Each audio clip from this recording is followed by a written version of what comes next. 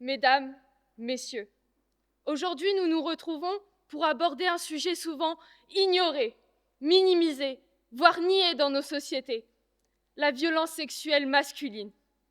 Un sujet lourd, douloureux, mais qui mérite d'être mis en lumière avec la même intensité que les violences subies par les femmes. Cette situation mérite d'être comprise. La violence sexuelle, comme vous le savez, est une forme de domination, de manipulation et de destruction psychologique. C'est un mal qui laisse des cicatrices profondes, mais il ne faut pas oublier qu'il ne se limite pas à un genre ou à une identité sexuelle. Chaque jour, entre 7 et 41 hommes seraient victimes de viols en France. Au moins 3 hommes sur 4 seraient mineurs au moment des faits. La violence sexuelle touche aussi les hommes, même si elles sont souvent moins reconnues ou dénoncées. Selon l'enquête Virage, près de 4% des hommes ont été victimes au cours de leur vie.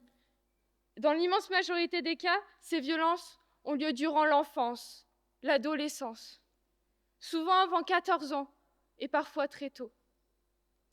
Ces violences sont plus souvent commises par des hommes, par des personnes connues de la victime, un membre de la famille, un proche, un éducateur, un enseignant, une personne exerçant une autorité. La famille et l'entourage proche constituent donc le principal cadre de ces agressions, là où la confiance devrait pourtant protéger. Malheureusement, les hommes victimes de ces violences sont souvent invisibles par la faute de stéréotypes. On leur dit qu'un homme doit être fort, qu'un homme ne peut pas être victime. On leur impose un silence écrasant. Si un homme témoigne, il risque d'être moqué, jugé, voire pire encore, ne pas être cru. Le silence est fréquent. Enfants, les victimes ne disposent ni des mots, ni des moyens pour se défendre ou être entendues. Leur parole est souvent ignorée ou minimisée, ce qui prolonge le traumatisme à l'âge adulte. Ces violences sont perçues comme graves et profondément marquantes, quelle que soit leur qualification juridique. Elles laissent des traces durables et s'inscrivent dans un rapport de domination à la fois masculine et adulte. Et cela prive les enfants de toute possibilité de consentement ou de protection. C'est le cas de ce jeune garçon qui, à l'âge de 8 ans, oui, 8 ans, a été forcé d'avoir des relations sexuelles avec une femme d'une trentaine d'années lors de sextapes organisés par son oncle. Vous m'avez bien entendu, son oncle. Cet enfant dont je vous parle, il s'appelle Léo. À l'époque, il ne comprenait pas ce qui lui arrivait. Il ne comprenait pas la gravité de ces événements. Même si la justice est passée par là, lui gardera des séquelles à perpétuité. Les personnes victimes de ce genre d'atrocité se retrouvent avec des séquelles à la fois physiques comme psychologiques importantes. Elles se retrouvent seules face à leur souffrance, désarmées, perdues. Elles laissent des... Cela affecte leur santé mentale, leur bien-être, leur rapport à leur propre corps et à leur sexualité. Cette souffrance peut mener à des désordres psychologiques graves, anxiété, dépression, troubles de l'identité, idées suicidaires, voire la mort. Il est crucial de comprendre qu'aucun homme n'est à l'abri. Nous devons sortir du cliché qui veut que seules les femmes soient victimes de violences sexuelles. Les hommes aussi sont victimes. Les hommes aussi ont le droit d'être protégés et de pouvoir vivre sans peur, sans honte.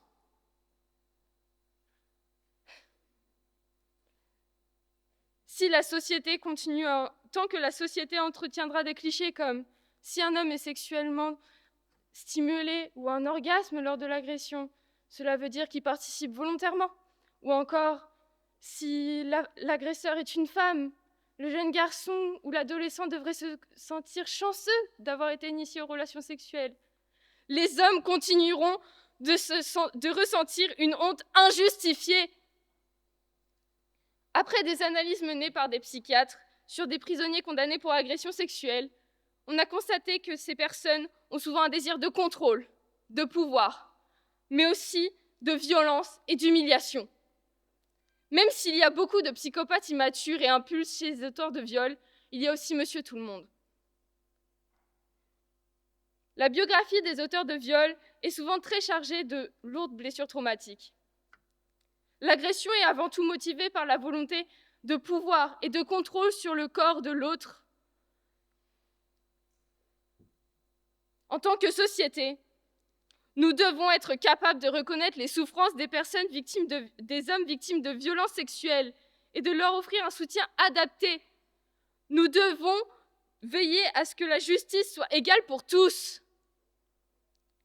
Peu importe le sexe de la victime, chaque témoignage doit être pris au sérieux, chaque souffrance entendue et chaque droit protégé. Personne ne doit se sentir seul face à la lutte contre la violence. La Déclaration des droits de l'homme le rappelle dès son article 1, que tous les êtres humains naissent libres et égaux en dignité et en droit, sans distinction. L'article 2 interdit toute discrimination, notamment fondée sur le sexe.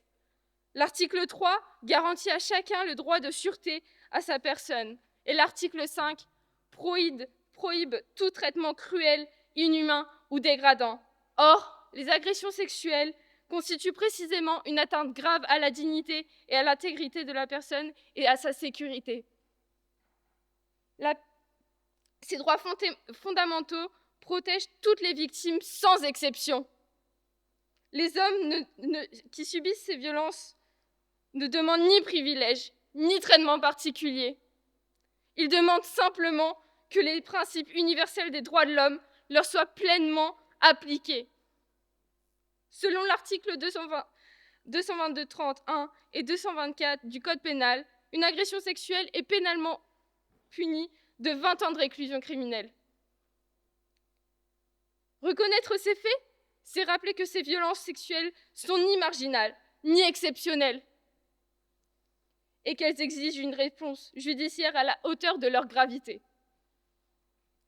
Pour que cela s'arrête, nous pouvons promouvoir des campagnes de sensibilisation pour éduquer le public sur le fait que les hommes peuvent être également victimes de viol. Développer des ressources et des services d'assistance spécifiquement destinés aux hommes victimes de viol. Former des professionnels de la santé, de la justice et des services sociaux pour qu'ils soient capables de traiter les viols masculins avec empathie et compétence.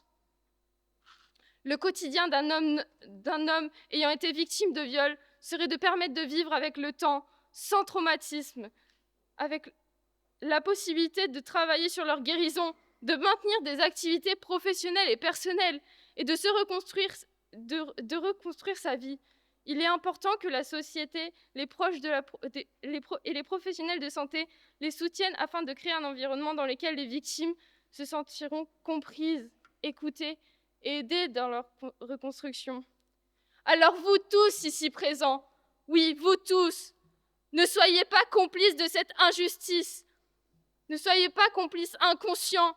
Faites comme moi avec Léo. Aidez-les à porter leur voix, leur douleur. Protégez-les. Soyons solidaires. Soutenons et protégeons tous nos Léos. Merci.